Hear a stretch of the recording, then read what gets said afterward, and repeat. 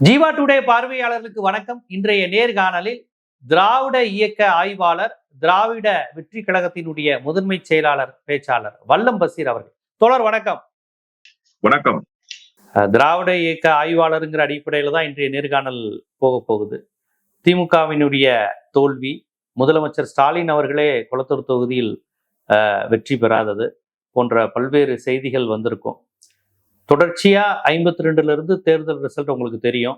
உங்களுக்கு விவரம் தெரிந்து நீங்க குறிப்பா 90களுக்கு பிறகு நேரடியாவே தேர்தல் களத்தை பார்த்தவர் நீங்க. மறுமலர்ச்சி திராவிட முன்னேற்ற கழகம் தனியா போனது, அது தனித்து களம் கண்டது, ஜெயலலிதாவுடன் நெருக்கமாக இருந்தது, ஜெயலலிதாவிடமிருந்து விலகி சென்றது போன்ற பல்வேறு தேர்தல் களம் மாறிய நுட்பமான சின்ன சின்ன காரணிகளை கூட தொகுதி வாரியா தெரிந்து வைத்திருப்பவர் நீங்க. டெல்டா ஃபேக்டரி ஏன் கொங்குல போகாது, கொங்கு ஃபேக்டரி ஏன் சென்னைக்கு ஒத்து வராது போன்ற பல்வேறு விஷயங்கள் தெரிந்தவர் நீங்க. அந்த வகையில் முதலமைச்சரே தோல்வி அடைகிறார் என்றால் அப்படி ஒரு எதிர்ப்பலை வீசி இருக்கிறதா பாக்குறீங்களா? 91ல திமுகவுக்கு எதிராகவும் 96ல ஜெயலலிதாவுக்கு எதிராகவும் இந்த மாதிரியான அப்படி ஒரு அலை வீசி இருக்கிறதா பாக்குறீங்களா? ஏன் முதலமைச்சரே தோல்வி அடைந்திருக்காரு? இதை நீங்க எப்படி பாக்குறீங்க? நேற்றைய முடிவு என்பது மிகுந்த அதிர்ச்சியை தான் தமிழ்நாட்டு அரசியல் களத்தில் உருவாக்கி இருக்கிறது. பொதுவாக எடப்பாடி பழனிசாமி போன்றவர்கள் கூட அதிர்ச்சி அடைகிற அளவுக்கு தான் முதலமைச்சரினுடைய தோல்வி என்பது இருக்கிறது என்பதுதான் யதார்த்தமான உண்மை. 96ல இருந்து 2001 வரைக்கும் திராவிட முன்னேற்ற கழகம் ஒரு மகத்தான ஆட்சியை தந்தது. தமிழ்நாட்டினுடைய பொற்கால ஆட்சி என்று நீங்கள் வகைப்படுத்தினால் அது 96 டு 2001 திராவிட முன்னேற்ற கழகம் நடத்திய ஆட்சி தான். ஆனா கலைஞர் 2001ல தோல்வியை தழுவியதற்கு மிக முக்கியமான காரணம் பலமான கூட்டணியை அமைக்காமல் போனதுதான் என்று அன்றைய கருத்தியலாளர்கள் எல்லாரும் ஒரு சேர சொன்னாங்க. பாஜகவுடன் கூட்டணி வைத்திருந்ததும் அந்த சட்டமன்ற தேர்தலை மக்கள் விரும்பல. பாஜகவுடன் கூட்டணி வச்சிருந்தாங்க. பாஜகவோடு கூட்டு என்பதை விரும்பல ஒரு பக்கம். இன்னொன்று, அன்றைக்குத்தான் மதச்சார்பற்ற கூட்டணி என்கிற பெயரால் ஜெயலலிதா அம்மையார் ஒரு கூட்டணியை கட்டி எழுப்பினார். ஒரு மகத்தான கூட்டணி அந்த கூட்டணி. 2 பொதுவுடைமை இயக்கம், அதே போல பாட்டாளி மக்கள் கட்சி, காங்கிரஸிலிருந்து பிளவுண்டு வந்து 96ல் எதிர்கட்சி அந்தஸ்தை பெற்ற மூப்பனார், தமிழ் மாநில காங்கிரஸ், இவர்கள் எல்லோரும் சேர்ந்து ஒரு கூட்டணியை அமைத்தார்கள். அது ஒரு வெற்றியை தேடி தந்தது. அப்போ நீங்க என்னதான் ஆட்சியை சிறப்பாக நடத்தி இருந்தாலும், அரியணையில் இருந்து கொண்டு நல்ல பல திட்டங்களை தீட்டி இருந்தாலுமே கூட கூட்டணி என்பது ஒரு மிகப்பெரிய தேர்தல் களத்தை உருவாக்குகிறது, ஒரு மிகப்பெரிய மாற்றத்தை தேர்தல் களத்தில் உருவாக்குகிறதுங்கிறத நம்ம 2001ல பார்த்தோம்.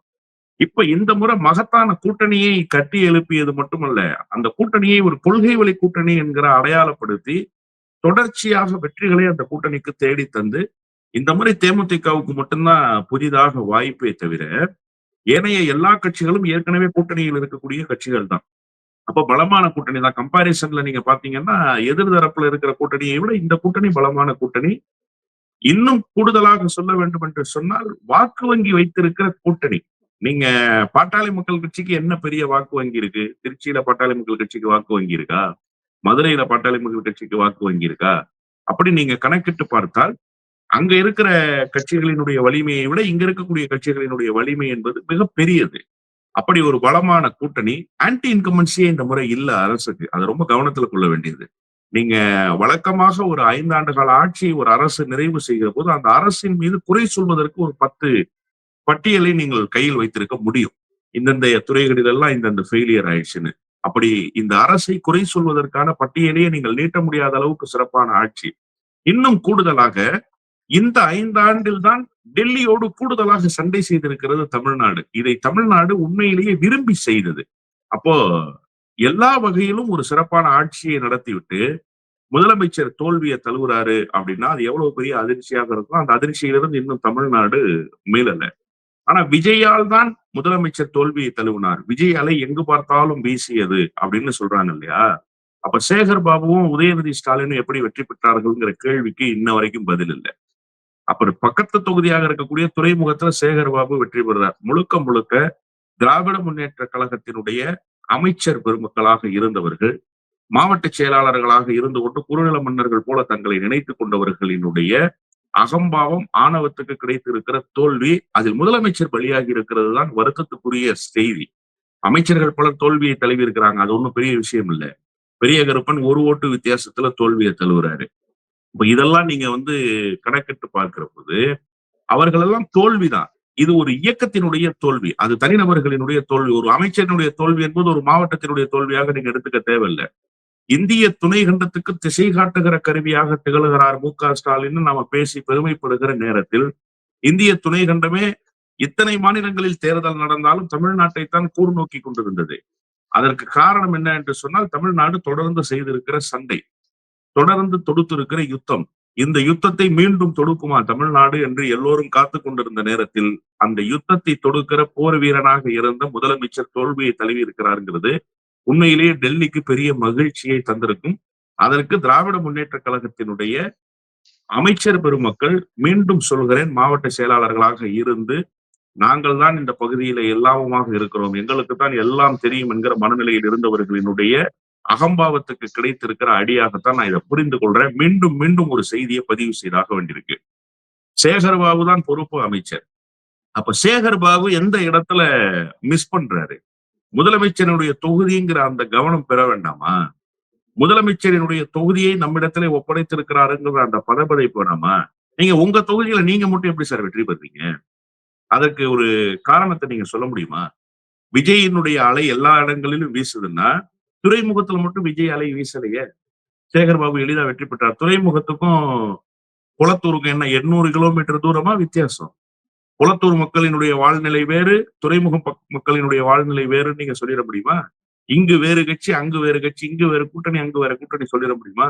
என்ன சார், மிஞ்சி போனா 15 நிமிடத்துல போயிட முடியுமா சார்? 15 நிமிட தூரத்தில் இருக்கக்கூடிய ஒரு பகுதியில ஒரு கட்சி வெற்றி பெறுது. ஆனா அந்த கட்சியினுடைய தலைவர் 15 கிலோமீட்டருக்கு இந்த பக்கம் இருந்து போட்டியிடுபவர் தோல்வியை தழுவுறாருன்னா, இது எவ்வளவு பெரிய ஒரு மோசமான நிலை.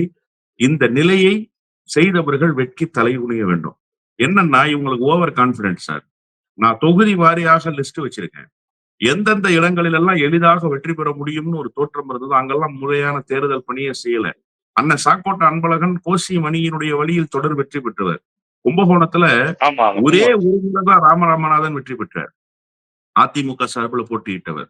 நெடுங்காலமாக திராவிட முன்னேற்ற கழகம் தொடர்ச்சியாக வெற்றி பெறுகிற தொகுதி. 40 ஆண்டு கால வரலாற்றில் திராவிட முன்னேற்ற கழகம் தோற்றதாக வரலாறே கிடையாது. 2011 பெரிய அலை வீசுது, அரசுக்கு எதிரான கோசிமணி வந்ததுக்கு பிறகு கும்பகோணம் முழுக்க திமுக வசமாகுது கிட்டத்தட்ட. அதுவரையும் காங்கிரஸ் ஜெயிச்சு வந்துச்சுன்னு கூட சொல்லலாம். ஆமா, 100 விழுக்காடு. ஆனால் கோசி மணியினுடைய வருகைக்கு பிறகு ஏறக்குறைய 40 ஆண்டு காலமாக திராவிட முன்னேற்ற கழகம் கோலோச்சி இருக்கிற பகுதி. எதிர்த்து நிற்கிற தமாக வேட்பாளர், தமாக தானே போட்டியிடுகிறது என்கிற அந்த ஒரு சாதாரணமாக எடுத்துக்கொள்கிற அந்த மனநிலை இருந்த காரணத்தால அங்க பாருங்க விஜயினுடைய கட்சி வெற்றி பெறுது. தஞ்சாவூர்ல எதிர்த்து நிற்பவர் பாரதிய ஜனதா கட்சியினுடைய வேட்பாளர், ஆனாலும் கடுமையாக வேலை செய்தார் திராவிட முன்னேற்ற கழகத்தினுடைய வேட்பாளர்.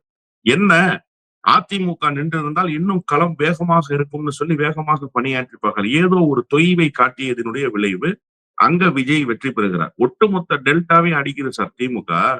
ஆனா கும்பகோணமும் தஞ்சாவூரும் மட்டும் மிஸ் ஆகுது. எப்படி மிஸ் ஆகுது? எதன் பொருட்டு மிஸ் ஆகுது? அப்போ அதற்கு முக்கியமான காரணம் என்னன்னா, எதிர்த்து நிற்பவர்கள் பெரிய பலமான ஆள் இல்ல, எதிர்த்து நிற்கிற கட்சி பலமான கட்சி, வாசன் கட்சி ஜெயிக்காது, பிஜேபி ஜெயிக்காதுன்னு நினைச்சிட்டாங்க அப்படின்னு நினைக்கக்கூடிய. மன்னார்குடியில டிஆர்பி ராஜா தோத்து போறாரு. அவர் என்ன நினைக்கிறாரு? அதிர்ச்சியா இருந்தது. அங்கெல்லாம் அமமுக நிறுத்தும் போது உங்க நினைவு இருக்கா? நம்ம பேசணும். என்ன வாசன் கட்சிக்கு, கூட்டணி கட்சிக்கு எல்லாம் எடப்பாடி கண்டிப்பா தோக்குங்கிற மாதிரி தொகுதியை ஃபுல்லா தள்ளி விட்டுருச்சுன்னு நம்ம ரெண்டு அது அந்த உரையாடல் நினைவு இருக்குன்னு நினைக்கிறேன். என்ன சார், எடப்பாடி ரொம்ப தெளிவா மினிஸ்டர்ஸ்க்கு எதிர தமாகவையும் அமமுகவையும் தள்ளி விட்டு பழி வாங்கி விட்டாரா அப்படிங்கிற மாதிரியே பேசணும். திட்டமிட்டு பிளான் பண்ணி பண்ணியிருக்கிறாங்க. திமுக அமைச்சர்களுக்கு இனிப்பு செய்தி கொடுத்திருக்காரு எடப்பாடின்னு பேசணும். கடைசியில் பார்த்தா அந்த தொகுதி முழுக்கவே அமைச்சர்களுக்கு போயிருக்கேன். டிஆர்பி ராஜாலாம், அதுவும் டெல்டா திமுக கோட்டை. டிஆர்பி ராஜா ஜெயலலிதா காலத்துல இருந்து வெற்றி பெறாரு. ஏடிஎம்கே தமிழ்நாட்டில் ஜெயிச்சாலும் அவர் தொடர்ந்து வெற்றி பெறாரு. அப்படிப்பட்ட அவர் தோத்து போறாருன்னா அப்ப நீங்க சொன்ன மாதிரி வேற ஏதோ காரணங்கள் இருக்கு. இல்ல, அதாவது மெத்தன போக்குதான் சார் முழுக்க முழுக்க காரணம். நீங்க ஒண்ணு வேணாம், நம்ம ஏற்கனவே பழைய நேர்காணல்ல ஜீவா டுடேல பேசுனதை எடுத்து பார்த்தாலே நம்ம சொன்னோம், முத்துச்சாமி வெற்றி பெற்றுவாரு, அவரை எதிர்த்து போட்டியிடுறது தமாக. அண்ணன் காந்தி வெற்றி பெற்றுவாரு, அவரை எதிர்த்து போட்டியிடுறது தமாகன்னு சொன்னோம். இப்ப இந்த மனநிலை தான் அவர்களுடைய வீழ்ச்சிக்கு காரணமா இருந்துச்சு. காந்தி இன்னைக்கு தோல்வியை தழுவுறாரு, தமாக தானேன்னு நினைச்சதுனால தோல்வியை ம், தழுவுறாரு. ம், ம். முத்துசாமி தமாக தான் நினைச்சதுனால தோல்வியை தழுவுறாரு. இந்த பக்கம் அமமுக தானே நம்ம என்ன பண்ணிட முடியும், நம்ம தான் இந்த தொகுதியில முடிசூடா மன்னனாக இருக்கிறோமேன்ற ஒரு மனநிலையில் இருந்து விட்டார்களோ அப்படிங்கிற கேள்வி ஒண்ணு எழுது. இன்னொரு பக்கம் நீங்க இப்படியே தொகுதி வாரியாக ஒரு பட்டியல் எடுத்து பாருங்களேன். பெரிய கருப்பன் ஒரு ஓட்டு வித்தியாசத்துல தோல்வியை தழுவுறாரு.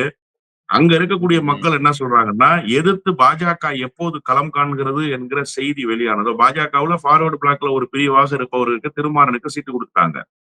அவர்தான் ஆமா, ஆமா, வேட்பாளர்னு ஆமா. தெரிஞ்ச உடனே அவர்தான் வேட்பாளர்னு இவங்க தெரிஞ்ச ஜாலியா உடனே இவர் இவர் வெற்றி பெற்று விட்டார் அப்படிங்கிற அந்த மனநிலைக்கு திராவிட முன்னேற்ற கழகம் அங்க வருது. அப்போ அந்த மனநிலை தான் ஒரு ஓட்டு வித்தியாசத்துல ஊரு பேர் தெரியாத, முகமே அறியாத, தொகுதி மக்களுக்கு தெரியாத, தொகுதியில் பிரச்சாரமே செய்யாத, தேர்தல் நடைமுறை என்றால் என்னவென்றே தெரியாத ஒருவர் ஒரு ஓட்டு வித்தியாசத்துல அவரை வீழ்த்துறாரு. அப்போ நீங்க என்னன்னா இந்த தேர்தலில் முழுக்க முழுக்க ஒரு மெத்தன போக்கு ஆன்டி இன்கம்பன்சி இல்ல நலத்திட்டங்களை செய்துட்டோம், வலிமையான கூட்டணியை எதிர்தரப்புல அமைக்காம இருக்கிறாங்க, நாம தான் வெற்றி பெற போகிறோம்ங்கிற அந்த மனநிலை தொகுதியை பலருக்கு இழக்க செய்திருக்கிறதே தவிர ஆன்டி இன்கம்பன்சி அரசுக்கு கிடையாது. எதிரான அலை அரசுக்கு வீசல. அப்ப எதன் பொருட்டு இது நடந்திருக்கு அப்படின்னா, எதிர்க்கட்சி தலைவராக வர வேண்டிய விஜய் இன்றைக்கு அறுதி பெரும்பான்மைக்கும் எதிர்க்கட்சி நிலைக்குமான தொங்கு நிலைப்பாட்டுல இருக்காரு. குறைவான இடமும் கிடைக்கல, கூடுதலான இடமும் கிடைக்கல அவருக்கு. அரசு அமைப்பதற்கான வாய்ப்பை கூட அவர் பெறுவாரான்றது தெரியல. இப்ப இந்த சூழலுக்கு முழுக்க முழுக்க திராவிட முன்னேற்ற கழகத்தினுடைய மெத்தன போக்கு, குறிப்பாக அமைச்சர்களாக இருந்தவர்கள், மாவட்ட செயலாளர்களாக இருப்பவர்களினுடைய மெத்தன போக்கு தான் 100 விழுக்காடு காரணம் தான் நான் பாக்குறேன். அதாவது இப்ப நீங்க என்ன சொல்றீங்க? டிஆர்பி ராஜா அந்த மாவட்ட பொறுப்பாளர்கள், சாக்கோட்டை அன்பழகன் அந்த மாவட்டத்தின் பொறுப்பாளர்கள், காந்தி ராணிப்பேட்டை வேலூர் மாவட்ட பொறுப்பாளர்கள், இவங்க எல்லாருமே தனக்கு எதிராக பாஜகவையும் தமாகவையும் நிப்பாட்டும் போதே எப்பா உறுதியாயிருச்சு அப்படிங்கிறது பேர்ல வேலையே பார்க்கலன்னு நினைக்கிறீங்களா? யார் வேட்பாளர் மேல பொறுப்பை சுமத்துறீங்களா அல்லது மாவட்ட செயலாளரா? யார் மேல நம்ம அதை எடுத்துக்க முடியும்? ஏன்னா வேட்பாளர் அப்படி நினைப்பாரா என்ன? நீங்க வேட்பாளரை குறை சொல்ல முடியாது. ஏன்னா வேட்பாளர்கள் இங்க பிரச்சனையே கிடையாது. நீங்க பாருங்களேன், தோல்வியை தழுவியவர்கள் எல்லாம் மாவட்ட செயலாளர்கள். மூர்த்தி யாரு? மாவட்ட செயலாளர். மாவட்டத்துக்கு பொறுப்பு அமைச்சர். இவரு யாரு? பெரிய கருப்பன் யாரு? மாவட்ட செயலாளர். மாவட்டத்துக்கு பொறுப்பு அமைச்சர். காந்தி யாரு? ம், மாவட்ட செயலாளர். ம், மாவட்டத்துக்கு ம், பொறுப்பு அமைச்சர். அப்போ வேட்பாளர்கள்னா வெறும் சாதாரண வேட்பாளர்கள்னு நீங்க கணக்கிடாதீங்க. தோல்வியை தழுவியவர்கள் எல்லாருமே ம், மாவட்ட செயலாளர்கள். மாவட்டத்தினுடைய பொறுப்பு அமைச்சர்கள். அண்ணன் சாக்கோட்டு அன்பழகன் தஞ்சாவூர் வடக்கு ம், மாவட்டத்தோட செயலாளர் திமுகவுக்கு. அப்போ மாவட்ட செயலாளர்களே ம், இப்படி ம். நீங்க மெத்தனமாக இருந்திருக்கீங்கன்னா, அப்ப என்ன தேர்தல் குறித்த வலியும் வேதனையும் உங்களுக்கு இருந்திருக்கு. அப்ப தேர்தலை நீங்க ரொம்ப அசால்ட்டா எடுத்துப்பீங்க. இந்த தேர்தல்ல வெற்றி என்பது 100 விழுக்காடு நமக்கு தான். வெற்றி கனியை பறித்து நாம பாக்கெட்ல வச்சுக்கிட்டு தான் தேர்தல் களத்துக்கே வந்திருக்கோன்ற மனநிலைக்கு நீங்க வந்துட்டீங்க. அண்ணன் அன்பழகனை நான் குறை சொல்லவே மாட்டேன் இந்த விஷயத்துல.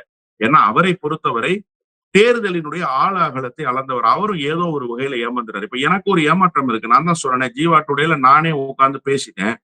ஈஸியா ஜெயிக்கக்கூடிய தொகுதி அல்வா துண்டு மாதிரி 5 தொகுதியை திமுகவுக்கு தாரை வார்த்து கொடுத்துட்டாரு எடப்பாடி பழனிசாமின்னு. ஆனா இந்த 5 தொகுதியில 4 தொகுதியில திமுக தோல்வியை தழுவுது, வாசன் போட்டியிட்ட தொகுதியில. அப்ப அந்த மாதிரியான ஒரு சின்ன ஏமாற்றத்துக்கு பெறலாம். ஆனா அமைச்சர்கள், பொறுப்பு அமைச்சர்களாக இருந்தவர்கள், இப்ப அண்ணன் சாக்கோட்ட அன்பழகனுடைய தோல்வி பாபநாசத்துல பாதிக்கல, திருவிடைமருதூர்ல பாதிக்கல. ஆனா ம், மூர்த்தியினுடைய தோல்வி ம். மதுரை வடக்க பாதிச்சிருக்கு, மதுரை மத்திய தொகுதியை பாதிச்சிருக்கு, அதே மாதிரி திருப்பரங்குன்றத்தை பாதிச்சிருக்கு. அப்போ அவருடைய வீழ்ச்சின்றது ஒட்டுமொத்தமாக அந்த மாவட்டத்தை காலி பண்ணிடுச்சு. அதே மாதிரி திருப்பத்தூர்ல அதாவது ஒர்க் பெரிய பண்ணல இல்ல கருப்பனுடைய மூர்த்தி ஒர்க் பண்ணதனுடைய விளைவு பிடிஆர்ல இருந்து 2, 3 தொகுதியை இழக்க வச்சிருக்குங்கிறீங்க. மொத்த மதுரையும் காலி ஆயிடுச்சு சார். மொத்த மதுரையும் காலி ஆயிடுச்சு. ஆ, நீங்க மேலூர்ல காங்கிரஸும், இந்த பக்கம் ம். திருமங்கலத்துல மணிமாறனும் மட்டும்தான் ஜெயிக்கிறாங்க. மீதி எல்லாமே மதுரையில அவுட். ஆமா. எப்படி? அது மாவட்ட ம், செயலாளராக தளபதி களத்தை இழக்கிறாரு. அவர் தோத்து போறாரு. மதுரை வடக்கு தொகுதியில தோத்து போறாரு. தஞ்சை தெற்குல மதுரை தெற்குல பூமிநாதன் தோத்து போறாரு. அதே மாதிரி நீங்க அந்த பக்கம் பாத்தீங்கன்னா, ராணிப்பேட்டையில காந்தி தோல்வி அடைந்ததனுடைய விளைவு ஆற்காட்டுல களத்தை இழக்கிறாங்க. இந்த பக்கம் பாத்தீங்கன்னா அரக்கோணத்துல களத்தை இழக்கிறாங்க. அந்த பக்கம் சோளிங்கர்ல களத்தை இழக்கிறாங்க. ஒட்டுமொத்தமாக இந்த மாவட்ட செயலாளர்களினுடைய, மாவட்ட பொறுப்பு அமைச்சர்களினுடைய கவனக்குறைவு ஒட்டுமொத்தமாக மாவட்டமே கை நழுவி போகக்கூடிய காட்சியை பார்க்கிறேன். இப்ப சேகர் பாபுவினுடைய இதுதான் ரொம்ப இதுல பாதிப்புக்குள்ளானது. ஏன்னா முதலமைச்சர் அது நேரடியாக பாதிச்சிருச்சு. இந்த பழிபாவத்துக்கு ம். முதலமைச்சருக்கு அவர் பதில் சொல்லி ஆகணும். என்னை பொறுத்த வரைக்கும் தார்மீக அடிப்படையில சேகர் பாபு ராஜினாமா பண்ணி ஆகணும். ராஜினாமா பண்ணுவாரான்னு நமக்கு தெரியாது. நான் என்ன கேட்கிறேன்னா, சேகர்பாபு ஒருவரினுடைய கவனக்குறைவு தான் ஒட்டுமொத்தமாக அந்த பகுதியே காலி பண்ணிடுச்சே. அம்பத்தூர்ல காலி கட்சி. அம்பத்தூரை காலி பண்றதுக்கு யார் பொறுப்பு? நீங்க தானே கவனமா இருந்திருக்கணும். கவனத்துல எடுக்காதது யாருடைய வேலை? அதே போல அந்த பக்கம் திருவிக நகரு, அது அவுட்டு. இந்த பக்கம் பாத்தீங்கன்னா ராயபுரமும் முடிஞ்சு போகுது. இப்படி நீங்க வட சென்னையினுடைய ஒட்டுமொத்த பகுதிக்கு அந்த வீச்சு இருக்கு. நீங்க மட்டும் ஜெயிச்சு வந்துட்டீங்க. இப்ப மூர்த்தியாவது அவரும் தோத்துட்டாரு. பெரிய கருப்பன் தோத்துட்டாரு. ஆமா. காந்தி தோத்துட்டாரு. இப்படி நீங்க ஒரு பெரிய பட்டியல் அவர்களும் தோல்வி. ஆனா இங்க என்னன்னா சேஃபர் சைடு நீங்க மட்டும் ஜெயிச்சிட்டீங்க. முதலமைச்சர் இங்க தோல்வியை தள்ளிவிட்டார். இப்ப சுபேர்கான் தோத்தது பிரச்சனை இல்ல சார். ரவிச்சந்திரன் தோத்தது பிரச்சனை இல்ல சார். இவங்கெல்லாம் ஒரு வேட்பாளர்கள் அவ்வளவுதான். கட்சியினுடைய நிர்வாகிகள் அவ்வளவுதான். முதலமைச்சரே தோற்கிற அளவுக்கான ஒரு வேலையை நீங்க அந்த தொகுதிக்குள்ள செஞ்சிருக்கீங்கன்னா என்ன வேலை செஞ்சீங்க நீங்க? உங்களுக்கு அந்த பொறுப்பு இல்லையா? உங்களுக்கு அந்த கடமை இல்லையா? நீங்க செய்திருக்கிற வரலாற்று பிழை எவ்வளவு பெரிய பிழை. எனக்கு நேரத்துல இருந்து அவ்வளவு ஆத்திரமாக இருக்கு சார். இதுவரைக்கும் திராவிட முன்னேற்ற கழகத்துக்கு தலைமை தாங்கிய தலைவர்கள் தோல்வி அடைஞ்சதா வரலாறே இல்லை சார். அண்ணா தோத்திருக்காரு. அண்ணா தலைவர் கிடையாது திமுகவுக்கு. அண்ணா பொதுச் செயலாளர் தான். திமுகவுக்கு தலைவராக இருந்தவர் முத்தமிழறிஞர் டாக்டர் கலைஞர். அதற்கு பிறகு அண்ணன் மு க ஸ்டாலின். அப்போ தலைவர்கள் தோத்ததே வரலாறு கிடையாது. திமுகவினுடைய தலைவர் தோற்காத வரலாற்றில் முதல் முறையாக திமுகவினுடைய தலைவர் தோத்து போறார். அது கூட பரவாயில்ல சார். இன்னொரு முக்கியமான செய்தி என்னன்னா, எப்போது இவர் செயல் தலைவராக இருந்து தலைவராக வந்தாரோ அதன் பிறகு சந்தித்த எல்லா தேர்தல்களிலும் வெற்றியை பெற்றிருக்கிறார். இதான் சார் முதல் தேர்தல் தோல்வியை தழுவுறார் அவரு. அவர் தோல்வியை தழுவியது கூட பெரிய விஷயம் இல்ல. திமுக 1000 தோல்விகளை பார்த்த இயக்கம், 1000 வெற்றிகளை பார்த்த இயக்கம் இல்ல. ஆனா முதல் முறையாக அவரே தோல்வியை தழுவுகிற நேற்றைக்கு அந்த அண்ணா அறிவாலயத்துக்கு அவர் வந்துவிட்டு விடைபெறுகிற காட்சியை நான் பார்க்கிறேன் சார். வழக்கமாக அந்த கண்களில் கண்ணாடி அணிந்திருப்பார். நேற்றைக்கு அந்த கண்ணாடி அவர் இடத்துல இல்ல. அவர் அந்த கார்ல ஏறுகிற காட்சியை பார்க்கிற போது உண்மையிலேயே உயிரே போச்சு சார். நேற்று தமிழ்நாட்டை தலைகுனியை விட மாட்டேன்னு சொல்லி சூளுரைத்து விட்டு டெல்லிக்கு எதிராக சண்டமாரதம் செய்த தலைவர் இல்லையா அந்த தலைவர்? அந்த தலைவருடைய வெற்றி எவ்வளவு முக்கியமான வெற்றியாக பார்க்கப்பட்டிருக்க வேண்டும் இந்திய துணை கண்டத்துல. அவருடைய ஒரு வெற்றி தானே சார் ஒட்டுமொத்த தமிழ்நாட்டினுடைய வெற்றி. இந்த பொறுப்புணர்வு கொஞ்சமாவது சேகர் பாபுக்கு இருந்திருக்க வேண்டாமா? கொஞ்சமாவது நீங்கள் அந்த பகுதியில என்ன சார் நீங்க மினிஸ்டரு, என்ன சார் நீங்க மாவட்ட செயலர், என்ன சார் நீங்க பொறுப்பு அமைச்சரு, முதலமைச்சருடைய தொகுதியை காப்பாத்தி கொடுக்கறதுக்கு கூட முடியாத ஆட்கள் நீங்க எதுக்கு சார் கட்சியில பொறுப்புல இருக்கணும்? நீங்க ஜெயிச்சு என்ன சார் பிரயோஜனம்? நீங்க என்ன சார் போய் கிழிக்க போறீங்க சட்டமன்றத்துல? நீங்க யாரு சார்? நீங்க உங்க தொகுதியை சேஃபா வச்சுக்கிட்டு முதலமைச்சர் தொகுதியை அம்போன்னு விட்டுருக்கீங்க. முதலமைச்சர் தொகுதியில 10,000 வாக்கு வித்தியாசத்துல தோத்து போறாரு சார். இந்த 5 ஆண்டு காலம் தமிழ்நாட்டை செம்மைப்படுத்திய தலைவர் அவரு. இந்த 5 ஆண்டு காலம் டெல்லிக்கு சிம்ம சொப்பனமாக இருந்த தலைவர் அவரு. ஒவ்வொரு விஷயத்திற்கு கடைசியாக மிருகபலம் பொருந்திய பாரதிய ஜனதா கட்சியினுடைய அந்த மசோதாவை தோல்வியடை செய்வேன்னு சூளுரைத்து விட்டு தேர்தல் பிரச்சார காலம் அனல் பறக்குது சார். அப்பவும் டெல்லியை கண்ட்ரோல்ல வச்சு டெல்லிக்கு தமிழ்நாடு அவுட் ஆஃப் கண்ட்ரோல்னு நிரூபிச்சு காட்டிட்டு வந்த தலைவர் சார். அவரோட வெற்றி எவ்வளவு முக்கியத்துவமா இந்த வெற்றி. அந்த பக்கம் பாருங்க சார், எடப்பாடி பழனிசாமி 90,000க்கு அதிகமான வாக்குகள் வித்தியாசத்துல வெற்றி பெற்றிருக்காரு சார். இது எப்படி எடுத்துக்குவீங்க நீங்க? திராவிட முன்னேற்ற கழகத்தினுடைய தோழர்கள் நேற்று தூங்கி இருப்பாங்கன்னு நினைக்கிறீங்களா நீங்க? அவன்லாம் உயிரற்ற பிண்டமாக நேற்றுல இருந்து சுத்திக்கிட்டு இருக்கான். இவ்வளவுக்கும் பொறுப்பேற்க வேண்டியது யாரு? சேகர் பாபு தான். அப்ப சேகர் பாபு மாதிரியான ஆட்கள் தான் திராவிட முன்னேற்ற கழகத்தினுடைய இவ்வளவு பெரிய வீழ்ச்சிக்கு காரணமாக அமைந்தார் சார். வெறும் 3.5% ஓட்டு சார் வித்தியாசம். ரொம்பலாம் இல்ல சார். வெறும் 3.5% ஓட்டு தான் வித்தியாசம். மதுரை காலி, தலைநகர் சென்னை காலி. இந்த மதுரையும் தலைநகர் சென்னையும் அப்படியே மாற்றி போட்டிருந்தா நிலைமையே வேறாக மாறி போயிருக்கும். அவ்வளவுதான். ஆட்சியை 14-10 ஒரு 24. அவ்வளவுதான் முடிஞ்சு போச்சு. நிலைமையை மாறி இருக்கும். அப்ப கொங்கு தானே போயிருக்குன்னா, கொங்கு ஏற்கனவே கணக்குல இல்ல சார். கொங்கு அதிமுக கணக்குல இருந்தது. அது அதிமுக திமுகவுக்கு வீக்கு கிடையாது. நீங்க மதுரையை முழுமையாக தக்க வச்சிருந்தீங்க. மதுரை தெற்கு திமுக, மதுரை வடக்கு திமுக, மதுரை மேற்கு திமுக, மதுரை மத்திய திமுக. இப்ப இதெல்லாம் திமுக. சோழவந்தான் திமுக, இது எல்லாம் திமுக.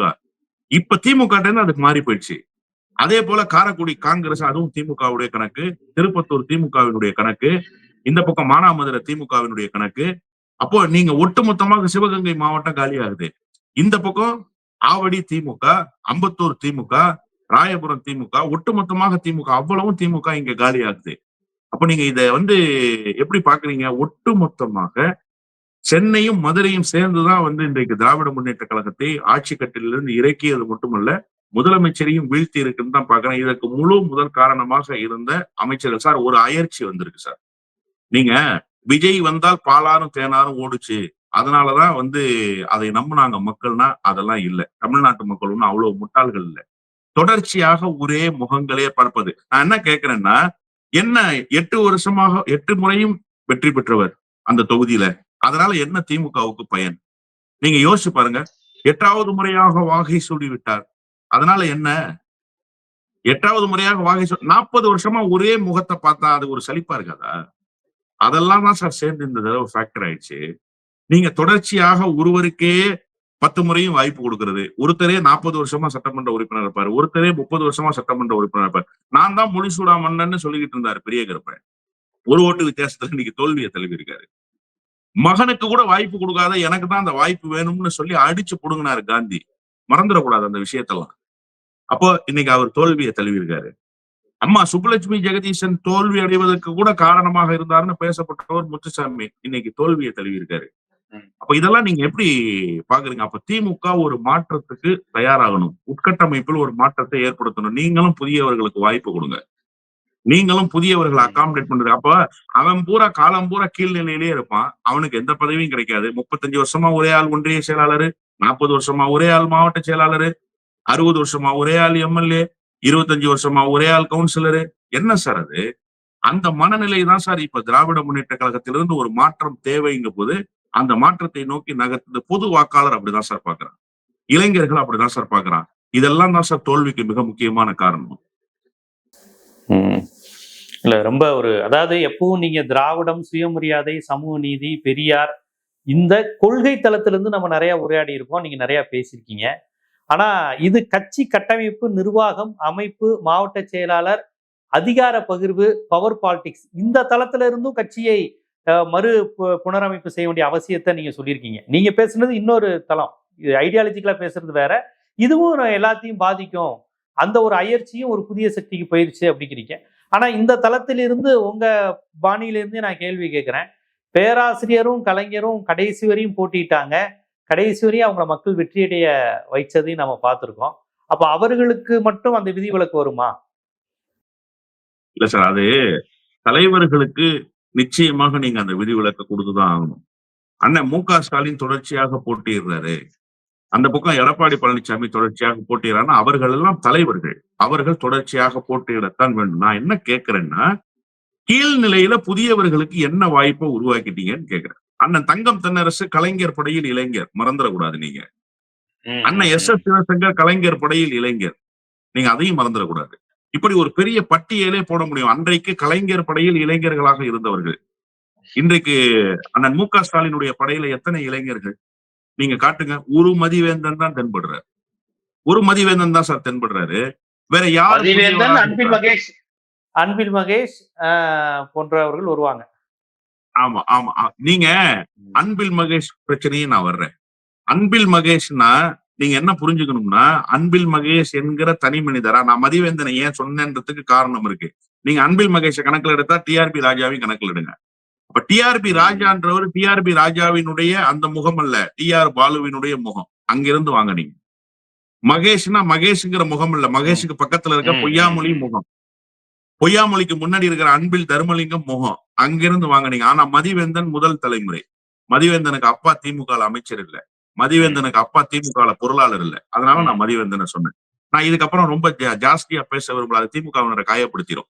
இப்ப காயப்படுத்துவது அல்ல நோக்கம். நீங்க தவறுகளை உணரணுன்றதுதான் நம்முடைய நோக்கமே தவிர உங்களை காயப்படுத்தி பார்க்கணுன்றது அல்ல நோக்கம். அப்போ கலைஞர் உருவாக்கிய அந்த இளைஞர்கள் கூட்டம் அது இன்னைக்கு உருவாகி இருக்கா? இன்னைக்கு மு.க. ஸ்டாலினுடைய அமைச்சரவையில் அவர்களுக்கெல்லாம் ஒரு பெரிய பங்கு இருக்கா? புதிய வாய்ப்புகள் இருக்கா? இல்ல. அப்ப நீங்க இதை எப்படி புரிஞ்சுக்கிறீங்க? ரொம்ப சொற்பமாக நடந்தத விதிவிலக்குகளை விதியா சொல்லக்கூடாது. சிற்றரசு வந்தாரு, இவர் வந்தாரு, சன் ராமநாதன் வந்தாரு, இப்படி நீங்க சொல்லக்கூடாது. இதெல்லாம் விதிவிலக்குகள். எங்காவது அங்கொன்றும் இங்கொன்றுமா நடந்தது. நான் என்ன கேட்கிறேன்னா சார், நீங்க மாவட்ட செயலாளர்களை லிஸ்ட் எடுங்க சார். மாவட்ட செயலாளர்களை லிஸ்ட் எடுத்தீங்கன்னா ஒரு 75 மாவட்ட செயலாளர்கள் வந்தா அதுல 65 மாவட்ட செயலாளர் எத்தனை வருஷமா மாவட்ட செயலாளர் இருக்காங்கன்னு நீங்க பாருங்க.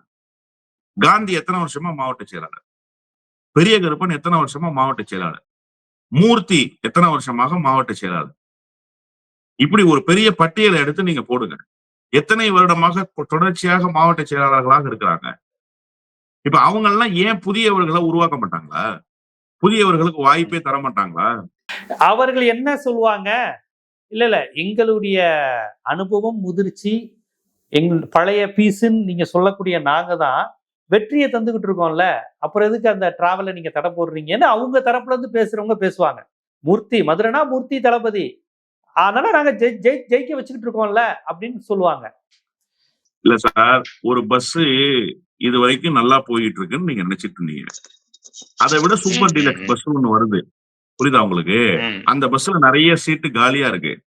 எல்லாரும் ஏறி அந்த பஸ்ல உட்காந்துக்கலாம்னு நினைக்கிறான். இன்னொரு பஸ் வராத வரைக்கும் இந்த பஸ்ல நின்னுக்கிட்டாவது போகும், டிராவல் பண்ணலாம் இல்லையா? இந்த பஸ் தான் இருக்குன்னு நினைச்சுக்கிட்டு இருந்தான். இப்ப இன்னொரு பஸ் வந்த பிறகு அதுல சீட்டு இருக்குன்னா அதுக்கு சீட்டுக்கு போறான்ல. இதைத்தான் நீங்க ஒப்பீடாக எடுத்துக்கணும். இன்னொரு புதிய கட்சி பெரிய அளவுல வாய்ப்புகளை உருவாக்காது, அதனால திமுகவுல வாய்ப்புகள் இருக்கு அப்படின்னு சொல்லி டிராவல் பண்ண கோட்பாட்டோடு போறவங்க தான் ஜாஸ்தின்னு நினைக்கிறீங்களா நீங்க? கொள்கை பேசிட்டு போறவங்க தான். அந்த அரசியல் எல்லாம் முடிஞ்சிச்சு சார். அந்த அரசியல்லாம் இப்ப இல்ல. அதையும் தவற விட்டுட்டோம்னு நான் சொல்றேன். எத்தனை மாணவரணி பாசறை கூட்டத்தை நடத்தி மாணவரணிக்கு நீங்க வந்து பெரியார் அண்ணாவை சொல்லி கொடுத்துட்டோம், நீதி கட்சி வரலாறு சொல்லி கொடுத்துட்டோம். இப்ப இன்னைக்கு போய் ஓட்டு போட்டான்ல இவ்வளவு பேரு, அவன் ஏன் படிச்சான்? அவன் படிக்கிறதுக்கு யாரு வாய்ப்பை உருவாக்கி கொடுத்ததுன்னு நம்ம சொல்லிட்டோமா அவன்கிட்ட? படிக்கணும்னு புத்தகத்தை கேட்டா காதுல ஈயத்தை காட்சி ஊத்துன்னு சொன்னவனு இங்கதான் இருக்கான்னு சொல்லி கொடுத்துட்டோமா நம்ம? இன்னைக்கு காலையில ஒரு ஆர்டிகிள் பாக்குறேன் சார். அதிமுக பாஜக கூட்டணியில இருக்கு, அதிமுக பிராமணர்களுக்கு வாய்ப்பு கொடுக்கலையா? பாஜக 28 சீட்டு வாங்கியிருக்கு, பிராமணர்களுக்கு வாய்ப்பு கொடுக்கலையா? தாவேக்கா 2 பிராமணரை எம்எல்ஏ வாங்கியிருக்கான். இன்னைக்கு காலையில ஒரு ஆர்டிகிள் நான் பாக்குறேன். நீங்க இதை எப்படி புரிஞ்சுக்கிறீங்க? 2 பிராமணர்களுக்கு தாவேக்கா வாய்ப்பு கொடுத்துருச்சு. அண்ணன் சீமான் பிராமணர்களுக்கு அரசியல் பிரதிநிதித்துவம் வேண்டும் என்று கேட்டார். தம்பி விஜய் இதை செய்து முடித்திருக்கிறார். இத நீங்க ரொம்ப எளிதா கடந்து போயிடக்கூடாது. இன்னைக்கு காலையில நான் பார்த்தோன்னு யோசிச்சேன். உங்க நேர்காணலுக்கு வருவதற்கு முன் அந்த ஆர்டிகிளை நான் படிக்கிறேன். பிராமணர்களுக்கு வாய்ப்பு தந்த விஜய், பிராமணர்கள் மகிழ்ச்சி அப்படின்னு ஒரு ஆர்டிகிள் ஒண்ணு ஒரு கட்டுரையாக வெளியிட்டு இருக்கிறாங்க. இத யாரு போய் சொல்றது? ஏன் பிராமணர்கள் இங்க வரக்கூடாதுன்னு யாராவது தடுத்து நிறுத்தினானா? ஏன் பிராமணர்கள் வரல? பிராமணர்கள் அதுக்கு முன்பு என்னவாக இருந்தான்? அதை எதிர்த்து தான் நம்ம சண்டையே செஞ்சோம். இத போய் யாரு சொல்றது? ஆமா சார், நாங்க தான் பிராமணர்களுக்கு வாய்ப்பு கொடுத்துட்டோம் 4 பேர் இன்னைக்கு சாயங்காலம் பேசுவானே. அவங்கள ஒழிச்சு கட்டினது. ஆமா, அதை நம்ம மறந்துட்டோம்ல. இல்ல, அதை விமர்சனம் பண்ணா கொள்கை தலைவர் எங்களுக்கு பெரியார் தான் அப்படின்னு ஒரு வரி சொல்லிக்குவாங்க. கொள்கை தலைவர் எங்களுக்கு பெரியார் தான். அது எதுக்குதான் சொல்றாங்க தெரியல.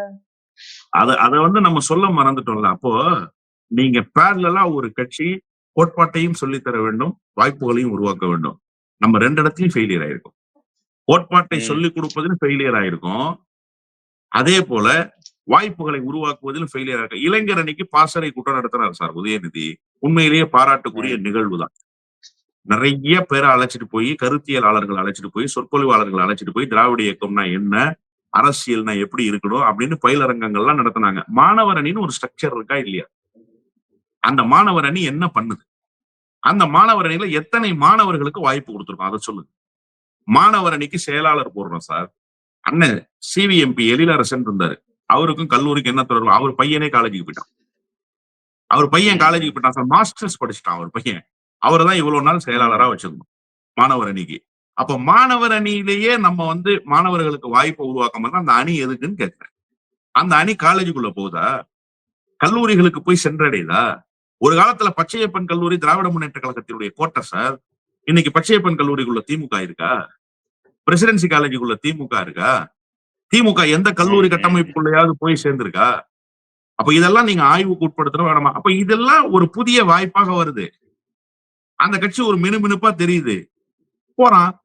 அந்த கட்சியில வாய்ப்பு பெறான், அந்த கட்சியில மாவட்ட செயலாளர் ஆயிடுறான், அந்த கட்சியில ஒன்றிய செயலாளர் ஆயிடுறான், இப்ப ஆளுங்கட்சியாவே ஆக போறான். இந்த இடத்தை நம்ம விட்டு கொடுத்ததனுடைய விளைவு, இந்த இடத்தை சரி செய்யாததனுடைய விளைவு, இதை இன்னொருவர் வந்து இட்டு நிரப்புறாரு. இட்டு நிரப்பியதற்கு பிறகுதான் நம்ம வழி தெரியுது. இனிமேலாவது நம்ம சரி பண்ணிக்கணும். இனிமேலாவது கோட்பாட்டை நம்ம சொல்லி கொடுத்தாகணும். இனிமேலாவது வாய்ப்புகளை உருவாக்கணும். இன்னமும் நாம அதே மனநிலையில அதே ஸ்ட்ராட்டஜிக்குள்ள இருந்தோம்னா அடுத்த தேர்தல் இதை விட மோசமானதாக இருக்கும். இதை விட மோசமான சூழல் உருவாகும். இப்பவே பாருங்க, இப்ப கொள்கை பேசியவர்கள் எல்லாம் எங்க போய் நிக்க போறாங்கன்னு பாருங்க. 2 நாள்ல இந்த தெரிஞ்சிடும். இன்னும் 2 நாள் தான். ஏற்கனவே கடிதம் அனுப்பியாச்சு. இன்னைக்கு காலையில மின்னஞ்சல் ஆளுநருக்கு அனுப்பியாச்சு. இல்ல அது நம்ம ரொம்ப தனியாவே பண்ண வேண்டியது இருக்கு. அது நம்ம தனியா பண்ணுவோம். அது இனி தமிழ்நாட்டு அரசியல், இனிமே ஆளுநர் அரசியல் கொஞ்சம் ஓடுமே தமிழ்நாட்டுல. அது கண்டிப்பா நடக்கும். எந்த தமிழ்நாடு மகாராஷ்டிராவா, எந்த தமிழ்நாட்டுல சிண்டைக்கள் கிடையாதுன்னு மாறுதட்டி சொல்லிக்கிட்டு இருந்தோமே, இங்க சிண்டைக்களையும் உருவாக்குவோம்னு பாஜக உடைய முயற்சி நடக்குதா, பலிக்குதா, என்னெல்லாம் நடக்க போகுதுங்கிறத நம்ம பார்க்கதான் போறோம். அப்புறம் திமுக குறித்து இன்னொரு பார்வை, அதாவது அதிமுகவை சேர்ந்தவர்கள் தான் அதிக அமைச்சரவையில் பங்கு பெற்றார்கள்ங்கிற அந்த விமர்சனமும் தொடர்ச்சியா வைக்கப்பட்டது. அது ஒரு தோல்விக்கு காரணமா இருக்குன்னு பாக்குறீங்களா, இல்ல அது ஒரு பெரிய ஃபேக்டர் இல்லைன்னு பாக்குறீங்களா? இல்ல சார், அதாவது நீங்க எலெக்ஷன் ஸ்ட்ராட்டஜி அப்படின்னு வரும்போது வெற்றி ஒண்ணுதான் இலக்கு. அது குறுகிய காலம் தான். நீங்க ஷார்ட் டேர்ம் பிளானா லாங் டேர்ம் பிளானான்னு பார்க்கணும் அரசியலை. ஒரு கட்சி நடத்துவதற்கு லாங் டேர்ம் பிளான் தேவைப்படுது. ஏன்னா நீங்க நீண்ட கால பயண திட்டத்தை வைத்துக் கொண்டுதான் ஒரு கட்சியை நடத்த முடியும். இன்னைக்கு கிடைக்க போற வெற்றின்றது குறுகிய கால பயண திட்டம். அதிமுக இருந்து வந்தவர்களுக்கு என்ன சார் தெரியும்? அதிமுக என்ன கோட்பாட்டை சொல்லி கொடுத்தது, என்ன கொள்கையை சொல்லி கொடுத்தது? நான் தவறா சொல்லல. நீங்க அதிமுகவிலிருந்து வந்தவர்களை இங்க மாவட்ட செயலாளர்களா மந்திரிகளா ஆக்குனீங்கன்னா அவங்க அதிமுக ஸ்ட்ராட்டஜியை திமுகக்குள்ள புகுத்துறாங்க. திமுக ஸ்ட்ராட்டஜிக்கு அவங்க வரல. அதை நீங்க ஏற்கத்தான் வேணும். நீங்க ஒரு கட்சி கட்டமைப்புக்குள்ள போனோம்னா அந்த கட்சியினுடைய ஸ்ட்ராட்டஜி என்ன, அந்த கட்சியுடைய இயங்கியல் என்னவோ அதை நான் உள்வாங்கணுமா, இல்ல நான் கத்துக்கிட்டு வந்த ஸ்ட்ராட்டஜியை, நான் கத்துக்கிட்டு வந்த இயங்கியல அந்த கட்சிக்குள்ள புகுத்தணுமா? இப்ப அதிமுகவில இருந்து வந்தவர்களுக்கு வாய்ப்பு கொடுத்தீங்க, மகிழ்ச்சி. ஆனா அவங்க அதிமுகவுல கத்துக்கிட்டதை திமுகல இம்ப்ளிமெண்ட் பண்றாங்க. திமுகவுக்குன்னு ஒரு இயங்கியல் இருக்குல்ல, அந்த இயங்கியலுக்குள்ள அவங்க வரலன்னு சொல்றேன். இதுதான் இங்க இருக்கக்கூடிய பிரச்சனை. திமுகவுக்கு ஒரு பெரிய இயங்கியல் இருக்கு சார். அது அதிமுகவிடமிருந்து மாறுபட்ட இயங்கியலா இருந்ததுனாலதான் திமுகவுடைய சக்சஸ் ரேஷியோ திமுகவுக்கு என்னன்னா, அதிமுகவில இருந்து அது மாறுபட்டது. அதிமுகவும் அதுவும் ஒரே பிளாட்ஃபார்ம் தானா, அப்ப என்ன மாற்றுங்கிறது இருக்குல்ல, அப்பதானே ஒரு மாற்று பத்தி பேசுறாங்க. இல்ல இந்த இடத்துல இல்ல நீங்க சொல்றது எனக்கு புரியுது. ஆனா அதிமுகவிலிருந்து வந்தவர்கள் தான் திமுகவின் வெற்றி பெற முடியாத தொகுதிகளை திமுக வசப்படுத்தினாங்க.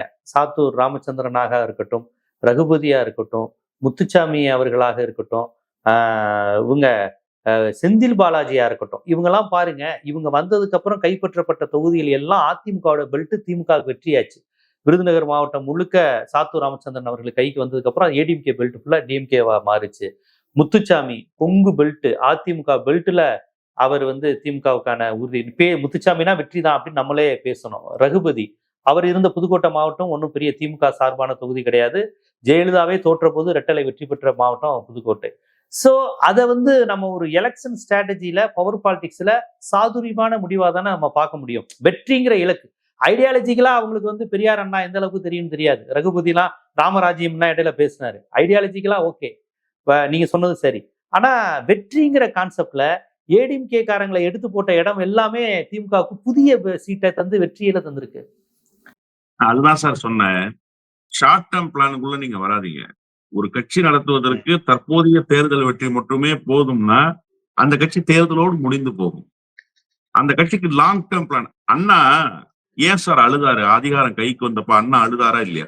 அந்த வரலாறு நம்ம படிக்கிறோம்ல. இப்போ அந்த இளைஞர்களுக்கு புரியுற மாதிரி சொன்ன கூஸ் பம்ப்ஸ் மொமெண்ட்ன்றான்ல, அதிகாரம் கைக்கு வந்துருச்சு. நேத்து சிரிக்கிறாரு விஜய் வீட்டுல விசில் அடிக்கிறான். அண்ணா அன்னைக்கு அதிகாரம் கைக்கு வந்தப்ப அழுதாரு. ஆட்சி வந்துருச்சு கட்சி போயிடுச்சுன்னு சொன்னாரு.